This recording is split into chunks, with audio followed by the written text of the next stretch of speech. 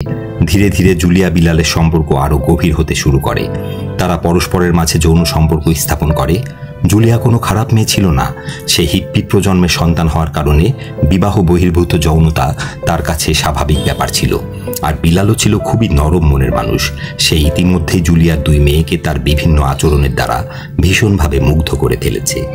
মায়ের সাথে অ্যাক্রোব্যাট বিলালের যৌন মিলনের মুহূর্তে মেয়েরা একদিন বিলালের রুমে হঠাৎ ঢুকে পড়লে সরাসরি সবকিছু তারা দেখে ফেলে।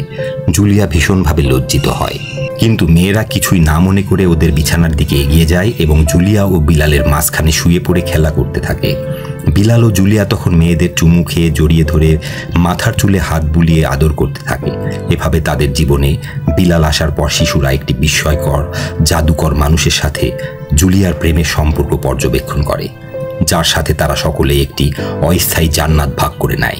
বিলাল অনেকটা একজন সারোগেট পিতা হয়ে ওঠেন।